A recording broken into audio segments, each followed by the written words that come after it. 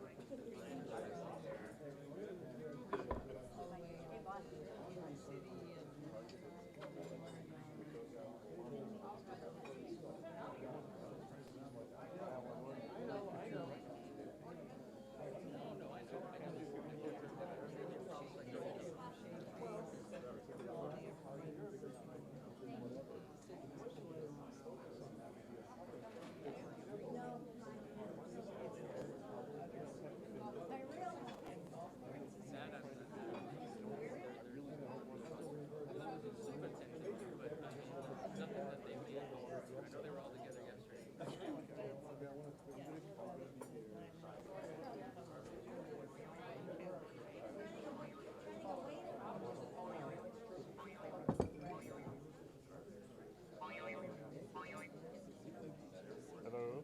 It was a butt dial.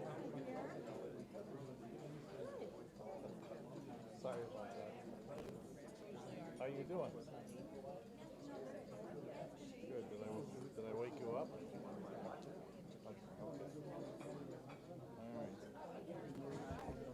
All right. Well, I will let you go. Things go okay. She's doing okay. She's much better, but she's still at intensive care. But we expect her to be moved over to a regular bed today, or kind of thought it was going to happen at home again. But it's coming. Yeah. Appreciate the call, though. All right, thanks.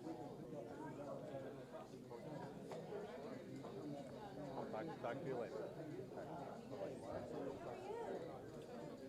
I butt dialed my brother-in-law a while ago.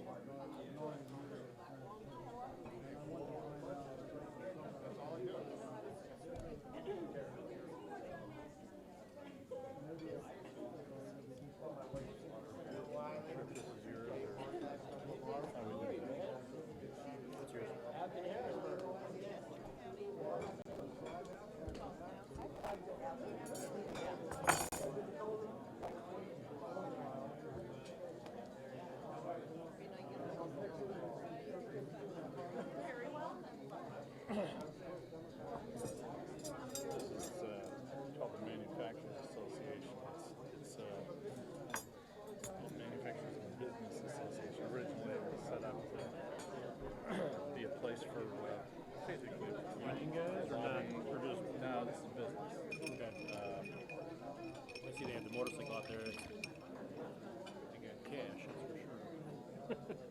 They got that built for them. Right.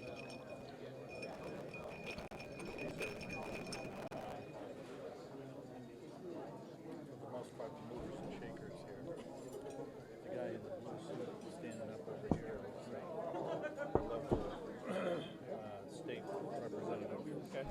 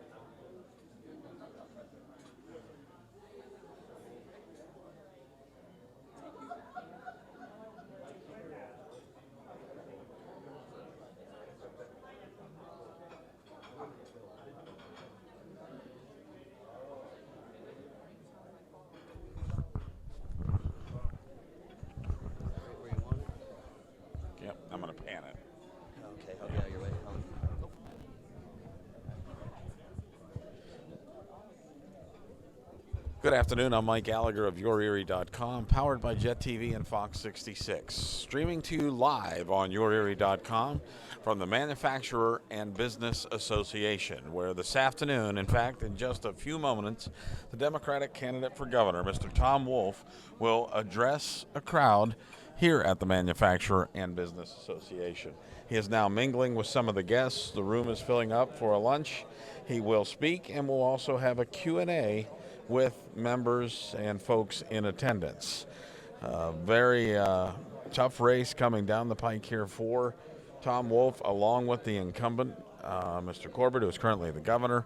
And Jet TV will be your election headquarters, so do keep it here. And we are coming to you live again from the Manufacturer and Business Association. In just a few moments, Tom Wolf, the Democratic candidate for governor, will address the crowd, and you can see it live. And, of course, tune to Action News 24 coming up tonight at 5, 6, and 11, and on Fox 66 at 10 for a recap of Mr. Wolf's day here in Erie, Pennsylvania. Again, keep it here. We will bring you Mr. Wolf's comments coming up in just a few minutes on YourErie.com, powered by Jet TV and Fox 66.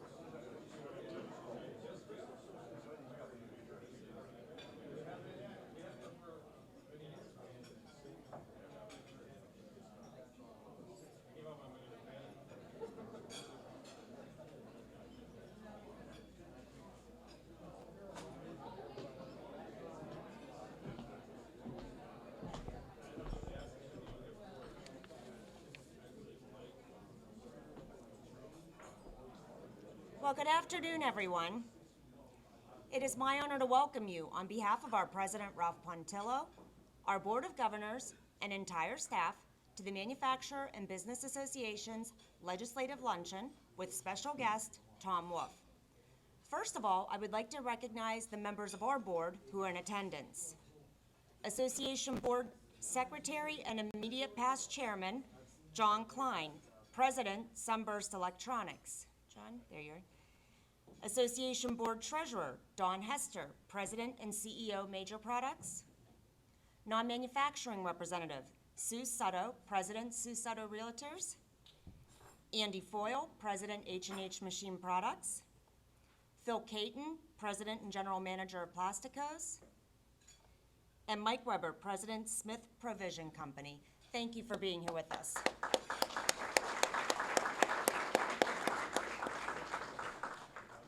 I'd also like to recognize and thank a few of our elected officials who are with us here today. We have Senator Sean Wiley.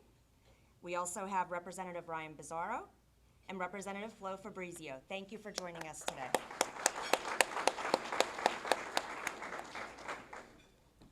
With the gubernatorial election coming up, our Government Affairs Department felt that it was important to give the business community the opportunity to hear directly from both candidates and to be able to ask questions. We heard from Governor Corbett last month, and today we will hear from Democratic candidate for governor Tom Wolf. I'd now like to turn things over to Pennsylvania State Senator Sean Wiley to introduce our guest today.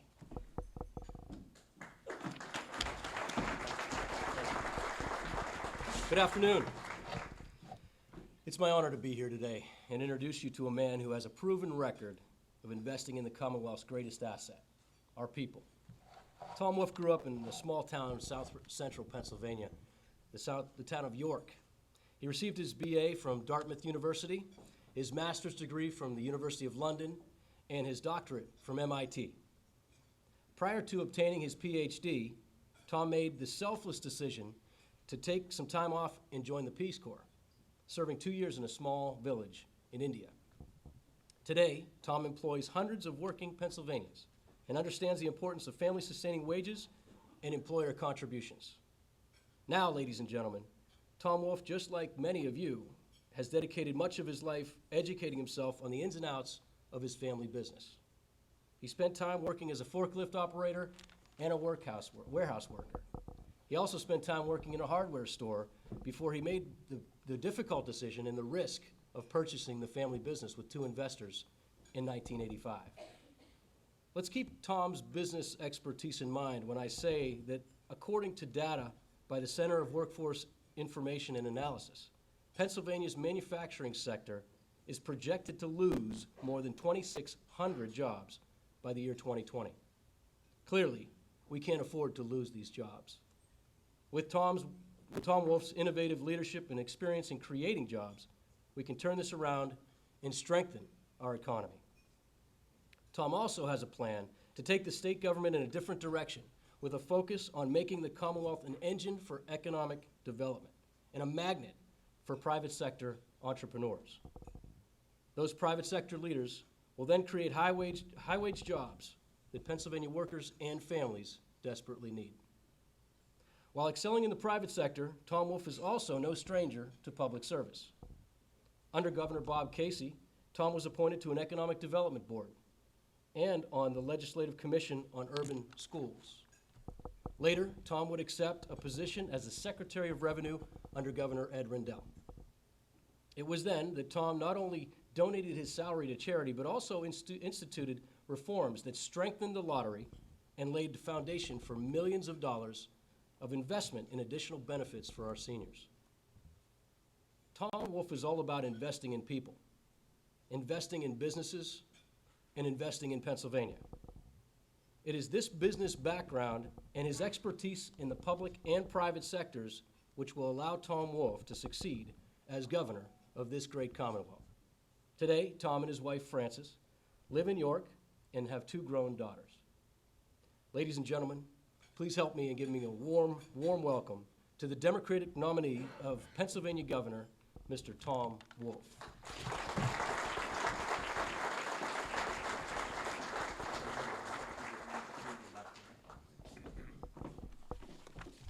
Thank you very much. Can you all hear me back there? Is that all right? Way in the back. It is really, really nice to be back in Erie. When I was Secretary of Revenue, I think I came here a couple times. And one time there was a group of certified public accountants I was speaking with, a big group at the convention center. And I mentioned, and this is true, I've been here numerous times now. And every time I've been here, the weather has been really, really nice. So I accuse that group, and I'm going to accuse you of a conspiracy of silence. You're trying to keep the rest of Pennsylvania from knowing how nice it really is in Erie. So I want you to know that if I'm elected governor, I'm going to tell the rest of the world how nice it is here. That's a promise. But I am really pleased to be here. By the way, I am a member of the Manufacturers Association of South Central Pennsylvania. I don't know if that's what the actual connection is between the different groups, but I do have private sector experience. I'm a fan and a product of the private sector, and I think that's part of what makes me an unconventional candidate. I understand the private sector. I understand the market probably as well, if not better, than most candidates who run for public office from either party, and it does make me unconventional. But I think the other things that you talked about, the other backgrounds, I think also make me unconventional. I am not somebody who's done this before. I'm new at this game. I'm learning rapidly. I'm working really hard to do it well, but I am new at this. And I think that's actually okay in a democracy. I'm a citizen. I'm a long-time, actually lifetime resident of Pennsylvania. I did try to get away when I joined the Peace Corps, got my PhD at MIT, but I came back because I saw the rest of the world and I know what we have here is amazing and great. So I'm a lifetime, long-term resident, a fan of Pennsylvania, and I know we can do better. And in a democracy, that's what you do. You don't sit back and whine about how things could be better. You actually step up and do something about it. So to all you in public service who have done just that, I applaud you. I'm trying to be just like you. I want to join the public sector. I want to do what a citizen is supposed to do if you don't like what you see going on, and actually try to make my state that I love better. Now, I know, as I say, I'm a fan and a product of the private sector, so I think I have a sense of what the balance ought to be between the private and public sectors. I'm a fan of the private sector, and I know that if we're going to have a good, healthy life in this country and in this state, we've got to do everything we can to make sure that the private sector can do all that it needs to do to create good jobs, to create good lives, and to create great, strong communities and a strong, healthy economy. I understand that. But I also understand that there's a strong role for the public sector to be a partner, to help set the table so that the private sector can survive and thrive in our modern day. That's the trick, the balance that we have to strike. I know it would be really easy, and a lot of people on one side say government should do everything. I know that's not true. But I also know it's not true that government should do nothing. And that we've got to strike that balance if we're going to have a healthy economy, if we're going to have a and this almost sounds counterintuitive, but if we are going to have a high-quality, healthy private sector, we've got to strike that right balance so that the government, the public sector, does what it needs to do to set the table, to provide the foundation, a strong foundation with the public goods to make sure that the market works well. I mean, in the market, there are externalities. By definition, those are things the market cannot and should not be asked to deal with. Public goods. We need to make sure that the government does what it's supposed to do to set the table in creating those public goods and addressing those externalities to make sure that the private sector works optimally. So there are two things I want to talk about today in that regard. The first has to do, and we're talking about manufacturing here, and I have a lot of firsthand experience with manufacturing, and I know that we can do that here. And I think that is a message that we all, I know there are a lot of manufacturers in the room here, we all need to tell ourselves that. I don't think we tell ourselves that often enough.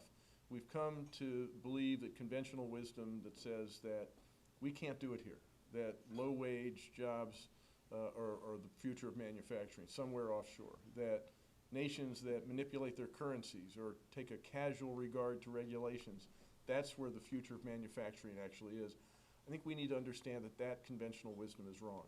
And there are a lot of bits of evidence to prove that that's wrong. My own personal experience, and I hope to share that with you today, suggests that that's wrong. So there are two things I want to talk about. One, the broad set of things that I think government should do, state government especially, and that I would do if I were elected governor, to set the table for private sector growth, things that government should do in terms of addressing those externalities, in terms of creating and sustaining and supporting and providing those public goods that we all need to have a thriving private sector. Then the second thing I want to talk about is specific things, because I know that government can also work at the margins of the market to help make sure it's steered in directions that might actually lead to good social outcomes. And a good social outcome for Pennsylvania would be to have a strong manufacturing sector with good jobs, with really good products that are made right here, and that it's sort of a magnet for people who want to come here and create more good jobs. So those are the two things I'd like to talk about today. The broad things that government ought to do, that I would do as governor, to provide those public goods, and then some of the things that I think we ought to do as examples of how government can work, again, at the margins of the market, and make sure that the market is doing things that are socially optimal. So let me start with the broad things. There are 4 things that I think we ought to do as a government, the state government ought to do, to focus on things that would actually set the table for early growth. First of these is education. In a limited government, democratic system, I'm talking small d here, and small d. Education is a really important thing. It's one of the things that we actually reserve to ourselves. If you think about it, we become more intrusive into the lives of our fellow citizens when it comes to education than anything else we do in a democracy. Personal liberty is so important, but when it comes to education, we actually reserve to ourselves the right to tell you when you have to go to school. Many times what you have to study, how long you have to stay, how long the school year has to be, all those things. We give ourselves the right to do that because it's that important. And it's something that we have to get right. I think you probably understand, you know, that in Pennsylvania, the Constitution actually specifies that every child has a right to a thorough and efficient education. That's something we promise to every child. Doesn't matter where your zip code, what your zip code is, who your parents are, we guarantee that. It's not to say there aren't different ideas as to how we deliver on that promise, but that is a promise that we all make, and it's important. So for me, education would be one of the things that I think we need to focus on. I would focus on as governor to set the table for the kind of private sector growth that I think we need. I have 2 daughters, by the way, both of whom are products of public schools in York County. Neither one, one's an architect, one's a geologist, very talented women. Neither one lives in Pennsylvania. My goal, very selfishly, is to create a Pennsylvania that they want to come back to, where they see opportunity. And I think education is one of those things that we have to support. And it starts with adequate funding. I understand you can't throw money at any problem and expect to have a perfect outcome. But you can't keep taking money away from it. And I think we have to understand that whatever we think we need to do in public education, in our education system, it's going to require some investment. It's like anything in our businesses. So that's the first thing. The second thing is we've got to fund, however we want to do this and deliver on this promise, we've got to fund it fairly. And that means that those school districts with the bigger challenges, they're going to get more resources. And we ought to let local school boards decide what is best for their local area. We don't have a one-size-fits-all system here. What works in York County, my district, northeastern York County, a relatively more rural school district, might not be the thing that works really well here in Erie. So we've got to keep that in mind, both in the way we fund schools and the way we govern. We ought to have a fair tax system. One of the things that people all around Pennsylvania, certainly in York County, and I think here in Erie County, also are concerned about is the undue reliance we have on the local property tax, or local taxes in general, to support and fund public education. It does a couple things that are really not good. One is it perpetuates the myth that education, support for education is a purely local affair. It's not. It's a broad, I care about what happens here in Erie, even though I'm from York County. And I think local funding perpetuates the myth that I really don't care. Second, it perpetuates conflicts, I think, between people who should be disposed to support public education and who end up opposing it because it might mean that they lose their homes if they continue to support public education with their local tax dollars. So we've got to figure out a fair way to fund our schools by reducing the reliance on the local property tax. Finally, I think we need to remind ourselves, as I just tried to do, that this is a public, not a private good. I care about my daughter's education. I did when they were going through the local schools, and that's as it should be. I'm a parent. But I also need to understand that I care about what happens in Erie and Pittsburgh and Elk County and Philadelphia. Because if the children there don't get a good education, there's a probability that my life is going to be diminished. And the opposite is true. If they get a good education, the probability is increased that my life is going to be enhanced, enriched. That one of them may just come up with a cure for a disease I care about. That one of them just may come up with a new technology that will make my life better. Those things are probabilities. It's not a slam dunk, But if we invest and look at this, I mean, that's the reason I support with my tax dollars education in Erie and Pittsburgh and Elk County, because I benefit from that. Not because I'm trying to be a good guy, but because I benefit from that. It's my self-interest to do that, and we need to remind ourselves of that. That's what makes it a public good. It makes it different from most of the private consumer goods. I mean, I personally care whether you buy my kitchen cabinets. That's a private good, though, and I understand that. And I think society should be indifferent as to whether you choose mine or somebody else's. But when it comes to education, we're all in this together. Second, transportation.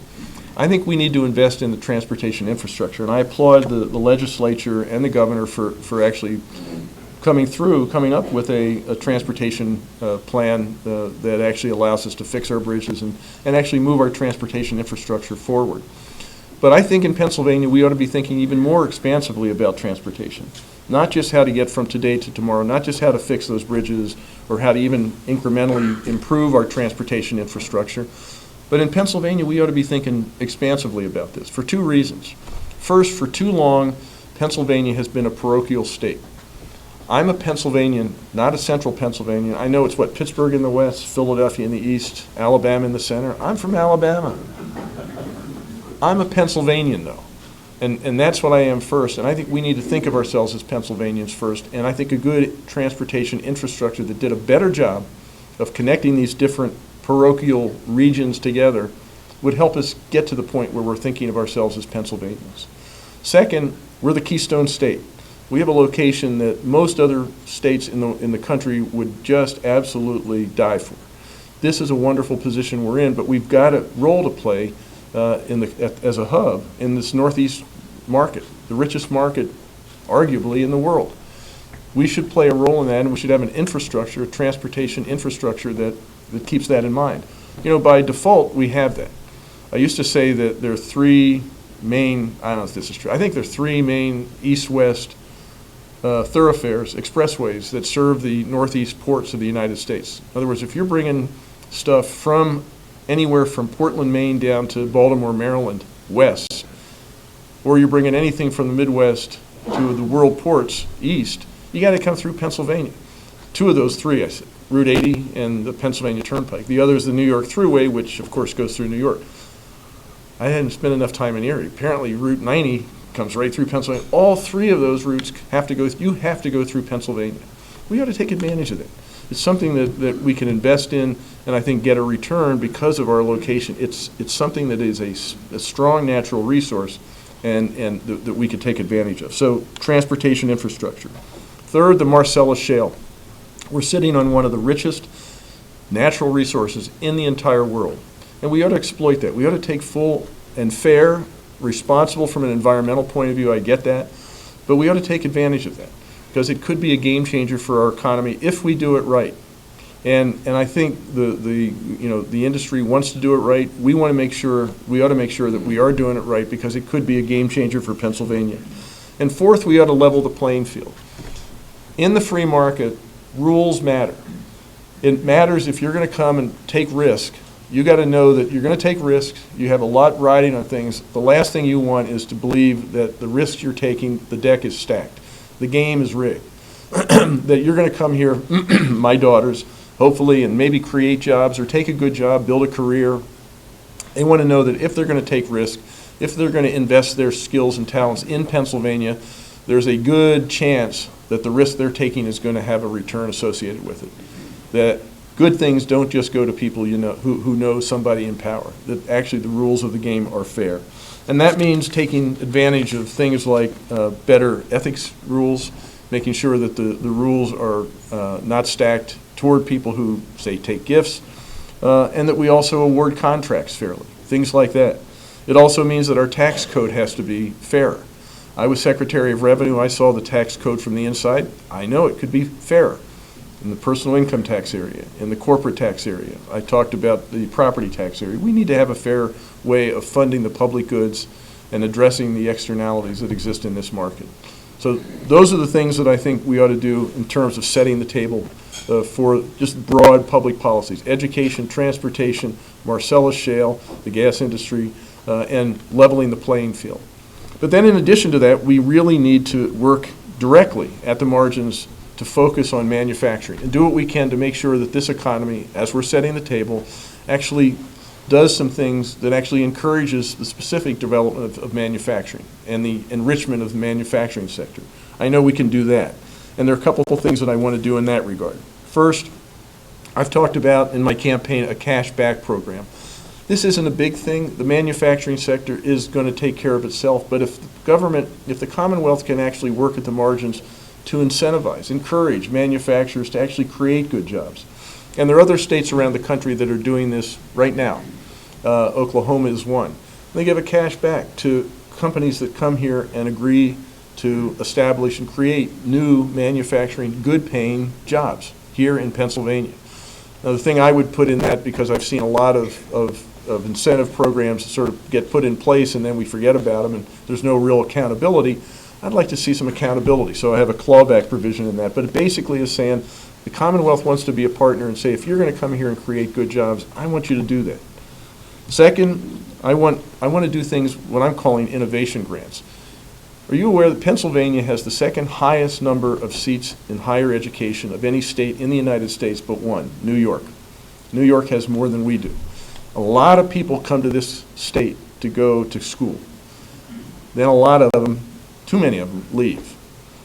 I'd like to figure out how to take full advantage of this resource we have here, this higher education, actually education throughout, take advantage of it so that we're actually partnering, establishing connections between that intellectual sector and the manufacturing sector.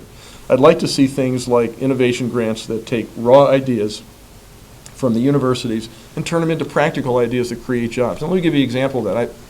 I did go to MIT. I'm sorry. MIT has like an organization within MIT that its full job is to monetize basic research that goes on at MIT. And to tell you how sort of out of the box this can be, apparently there was, this is what I hear, there was some research going on in the astrophysics labs that came up with a way to identify dark matter in the distant universe. Now, why you'd want to identify dark matter in the universe is beyond me. And it's the last thing you'd think of as having any practical utility. But this group within MIT said, you know, actually there's a use for that. And they took this stuff that was coming out of the laboratory that was used to try to understand what happened in the universe billions of years ago and turned it into a technology that could actually look at containers coming into our ports and identify the stuff that was actually inside those containers. Are those really oranges in there, or is it something else? And without opening the containers, without doing too much, taking too much time, this technology could actually identify what was in those containers. That was an organization, that was somebody who took something that had absolutely, to the naked eye, any relevance to anything that was going on in the world, and figured, no, this is actually something that we need. It created jobs in the United States, and it created a solution to a problem that we had. That's the kind of thing we ought to be doing more of here in Pennsylvania. If we figured out how to connect those laboratories with the workplace, I think we could do a lot more to make this resource important to what we do here in Pennsylvania, especially to manufacturing. I think we also need to make sure that what we're doing in education throughout, from primary to higher education, that it continues to be as relevant as it possibly can to the skills that manufacturing needs. Too often, there's a disconnect between manufacturing and the skills that we're teaching kids in school. We need to change that. We have the capacity to do a much better job there. We should do that. And I think my innovation grants would create monetary incentives for all institutions, public and private, to do just that. Marcellus Shale, I talked about that earlier. We need to do that responsibly from an environmental point of view.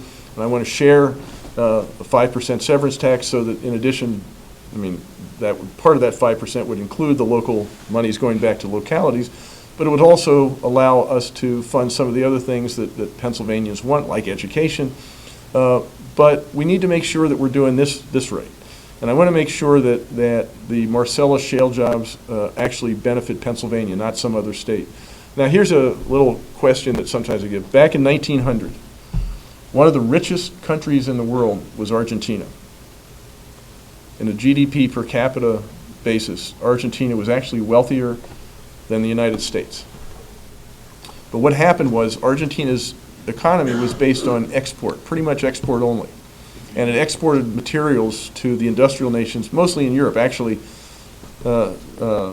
Europe was where most of the products went. And while they were doing that, at that time, during that boom, Argentina's economy was very robust.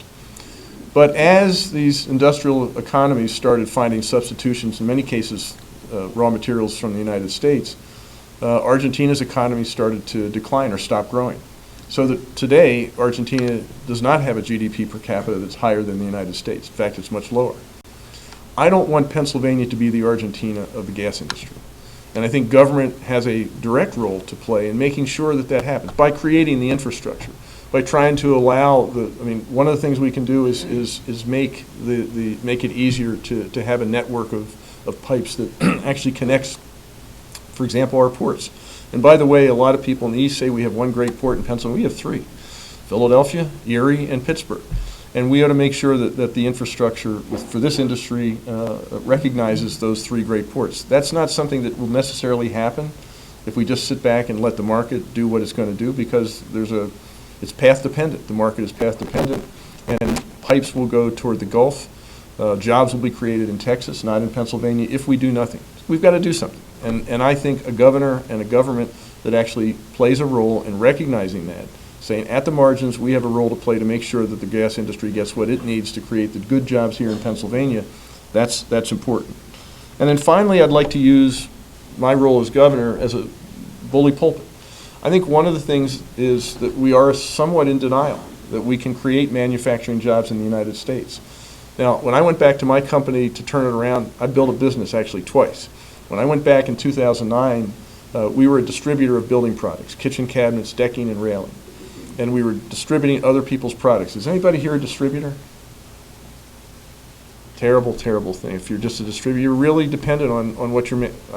I'm overstating it a little bit here, but yeah, but you are dependent on other manufacturers. So when I went back, I said, I'm going to turn the distribution model on its head.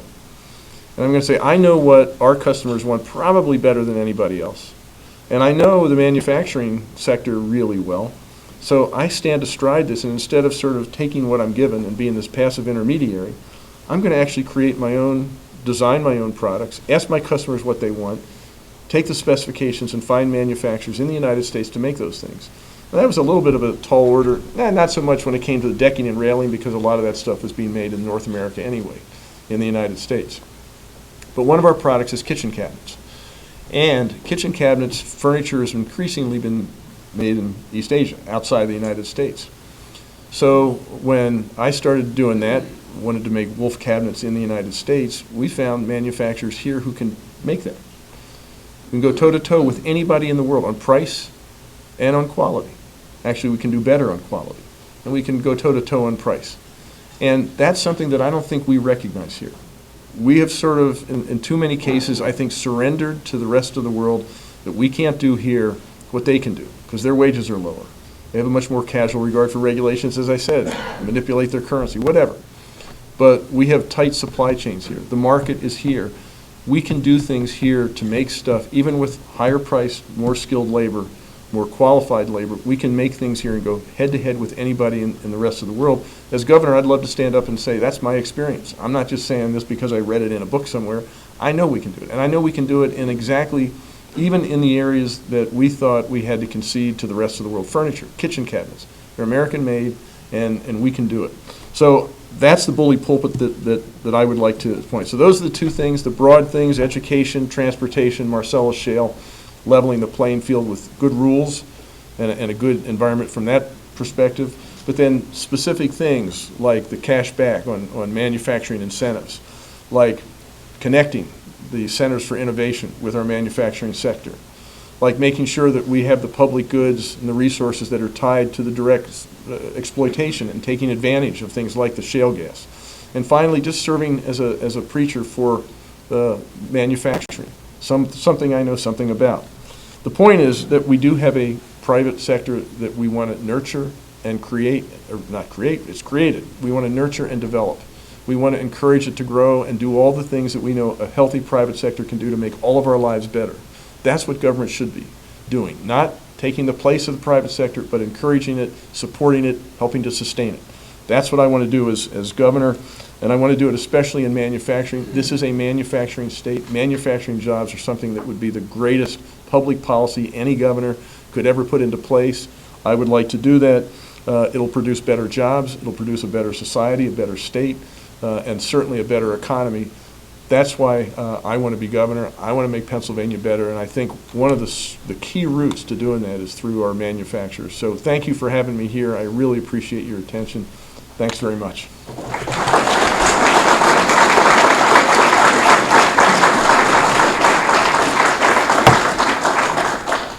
So, what am I supposed to do now? Questions. Okay. Yes, sir. Can you step outside of 30-second soundbite and how you address the Delaware issue, where your company will actually have covered? Yeah, I have been an opponent of the Delaware loophole. Many of you know what that is. Since I found out about it in 2004, we've never used it. I'm in over 30 states now. The company is headquartered in York, Pennsylvania. When I sold the company in 2006, we sold it to a private equity firm.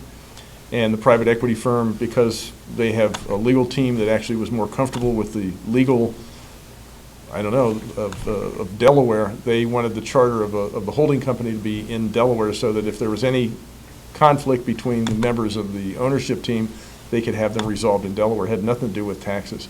As I know, as former revenue secretary, the tax issue is basically your taxes are paid now on the basis of where your sales are. And because Pennsylvania has some unusual features, some companies do take advantage of something called the Delaware loophole. I think that's wrong.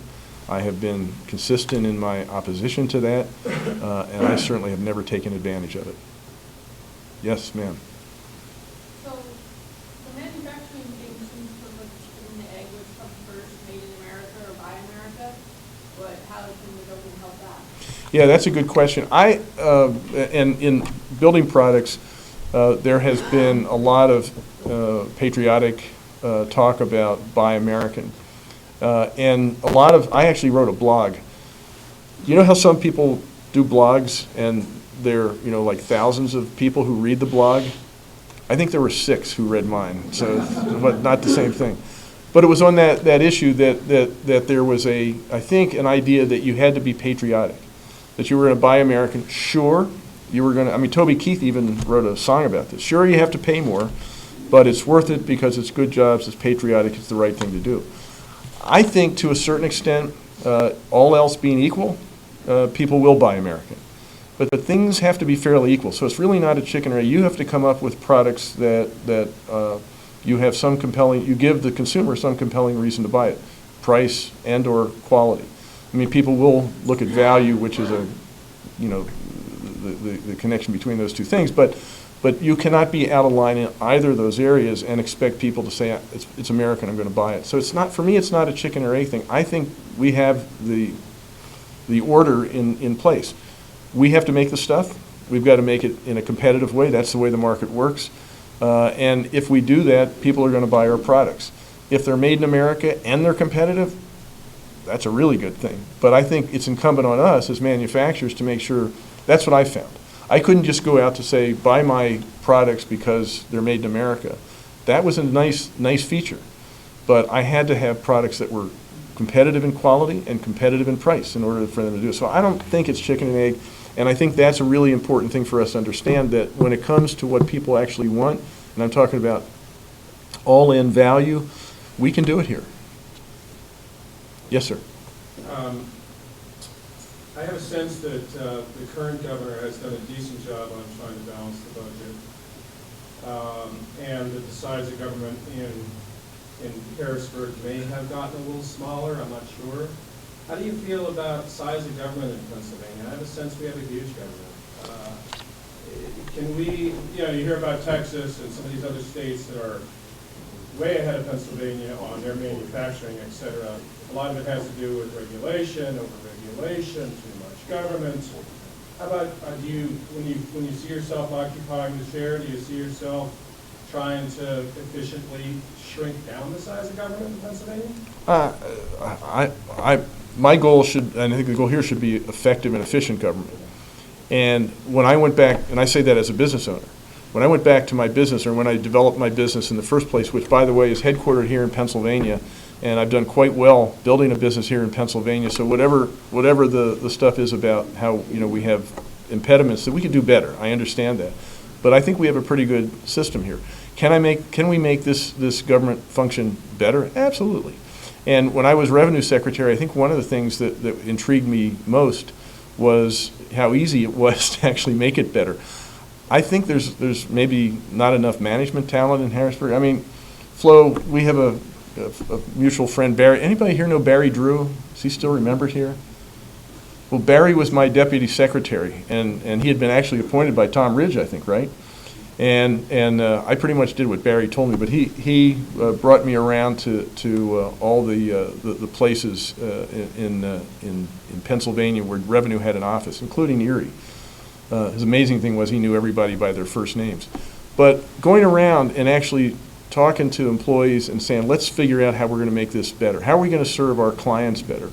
And worked out a plan that I think actually has done that. In fact, the Corbett administration continued the investments that I started making based on that. And it wasn't so much making the organization smaller, although we did that too, but it was making it better. And having somebody in leadership who said, you know, we have clients out there. The citizens of Pennsylvania own us. They're our bosses, and we have to make this work better for them. And so I think the discussion about all else being equal, should government be bigger or smaller, it should be more efficient. It should do what it does better. And that's my pledge to work on that. Whether that ends up being a smaller government or a bigger government, I don't know. In Revenue, when I did that, it turned out it was a better government. And I think those two things are separate. I'm not, sound like I'm argumentative. I'm not trying to argue, but I think we can be better. I'm not sure it means smaller. Yeah, let me get somebody in the back. Yes, with a great mustache. I'd like to hear your thoughts on the issues that we're facing with the public sector pensions. The public sector pensions, everybody hear that question? The issue, there are two issues. One is plan design, and one is debt. And so much of the discussion in Harrisburg has been around plan design. What should workers, because we have contractual obligations to the public sector workers, including teachers that we've already made promises to, but what about the public sector workers moving forward on plan design? And there are a couple different plans that are going around, the Tobash plan and some others. We shouldn't lose sight of the fact that in 2010, Act 120 was passed that actually did some pretty remarkable things to plan design. Now, I don't know about you, but I have a private sector pension plan. When I sold the company, it was defined benefit. When I was gone, they turned it into a defined contribution plan, but they actually increased the benefit. They increased the benefit. I look at what the employees gave up with Act 120. I would have blushed, personally, to go to any of my employees and say, how about doing this? I mean, we went back to 2%, I think, in the calculation from 2.5%. We actually now have a shared risk. If the return on investment goes below 5.5%, the employee takes part of the bath there, part of the risk. I would never been able to do that. They used to be able to take a lump sum because they contribute up to 30%, I guess, of the fund is what they contribute. They now prospective employees don't have the right to take out a lump sum. As I say, I would have blushed personally in my company to go to my employees and ask for that. So we do have plan design in place that I think we ought to give a chance to work, and would actually will save money moving forward. Everybody wants to talk about that. What no one wants to talk about is what's really causing the problem, and that is over the last 10 to 14 years, and this has been bipartisan, the Commonwealth, the employer has not been putting money into the defined benefit pension plan. The employees have, but the employer has not. Now, all of you probably, or most of you, have a credit card, and maybe even you know what happens if you don't make your payment on a monthly basis to the credit card company. Well, the Commonwealth not only has not made its interest payments, it hasn't made its principal payments, it hasn't made any payments. And what happens when you do that? Well, your balance keeps going up month after month after month, and that's what's happened here. And every month, the Act 120 actually had a plan for phasing back in the contributions, but we still haven't gotten to full funding, I don't think, yet. So every year, it goes deeper into the hole. That's what no one's talking about. And that's what my pledge, and what I'm willing to do is listen to whatever, there's some innovative ideas coming, actually, both houses and both sides of the aisle. I'm willing to listen to those ideas. I'm not going to impose anything, but what I'm going to promise is that this is, after 14 years, we can no longer kick this can down the road. If we do that, then we are going to have a crisis. Right now, we can deal with this. And the reason no one wants to deal with it is because it's a hard question. It's an inconvenient truth. We actually have to come up with the money we didn't put in. And we've all benefited from that, but we've got to come up with that way in a way that isn't going to make taxpayers and voters say, this is really scary. But it is kind of scary if you think about it. We haven't been paying our credit card bill. We've got to come up with the money now. And that's what no one wants to talk about. So those are the two things that I see in the pension crisis. I think we have a pretty good answer right now on plan design. I'm willing to listen to somebody else talk about alternatives, but I think with Act 120, we have a pretty good plan design in place for employees moving forward. What we have to deal with, and what not too many people are talking about, is what we're going to do about that debt issue, paying the credit card balance, and that's what we can't afford to kick down the road, and I will promise you that I'm not going to kick that down the road. Anything else? Maybe One more question. Okay, and my mouth's getting dry too. Hey, no more questions. Oh, one. Where do I stand on liquor privatization? I'm against it. Pennsylvania has, and I was hoping for maybe a look of shock and awe on your face when I said that. I'm against it. I'm against it because I think, given where we are, it's a huge resource for Pennsylvania. Do you know that Pennsylvania is the largest purchaser of distilled spirits in the world? You know that? Yeah.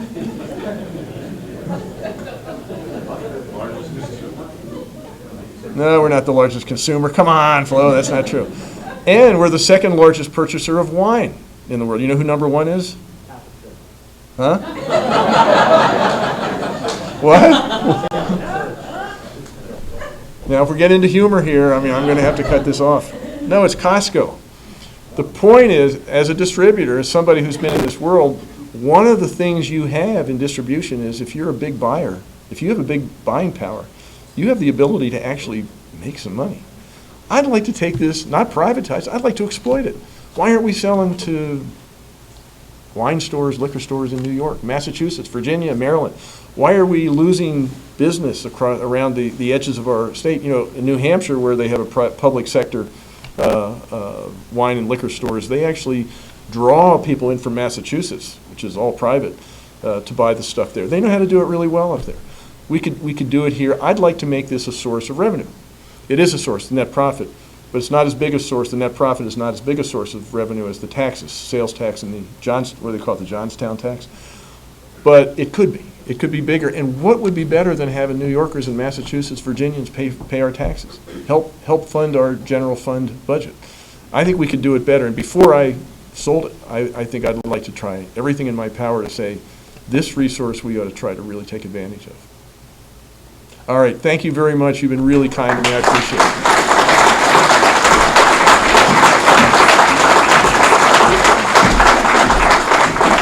All right, everybody, please join me one more time in a big round of applause to thank our guest today, Tom.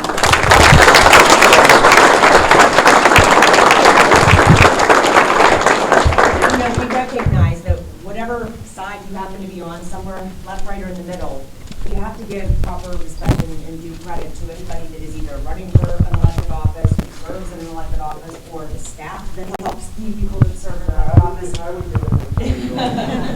Because it's a lot. It's a huge commitment, and I wouldn't want to do it. So we appreciate all of you that do, and thank you so much for being here. One last note, there is information about exit issues, our next upcoming thing, on your table. So we hope to see you all back soon. Have a wonderful afternoon, everyone. Thank you for being here.